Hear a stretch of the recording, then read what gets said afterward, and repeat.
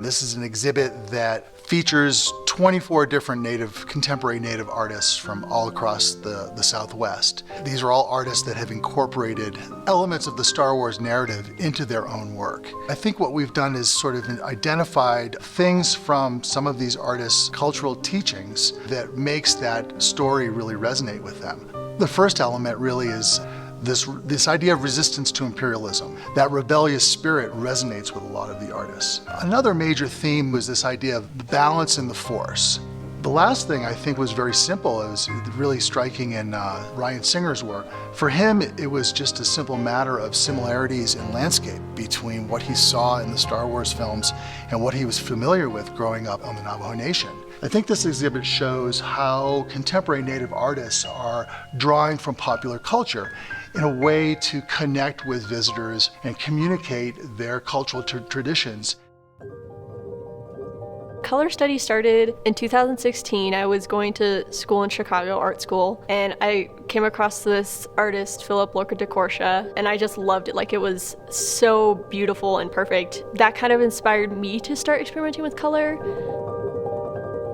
Like, all the subject matter, a lot of it deals with when I suffered from, well, still do, when I dealt with depression a lot. So it kind of grew from the plant series to like this moth thing I was doing, and then it kind of grew into other things, like digging further into why I was feeling the way I was, which was, I had a lot of family issues. And so that's what the Domestic Life series is about, is like the underlying issues of like the perfect family. So yeah, just dealing with all the issues that come with being a human being, I guess.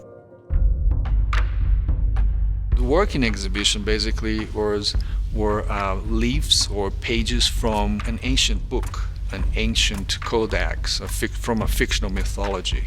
And then the idea is those leather pages that are in exhibition were maybe found in an archaeological excavation or from maybe a medieval hidden chamber. And this myth basically describes how the ego or the self was created and why is it we feel incomplete. And I think this is especially important now because, look at what's happening in the world environmentally. A lot of it is, I think, based on this notion of separation between the individual and nature, or the individual and the universe. And that's something spiritual traditions have explored and, for a long time.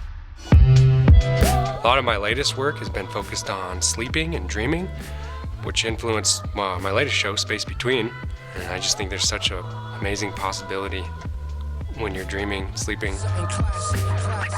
Yeah, so the Space Between show was a collaboration show with Kazo and I.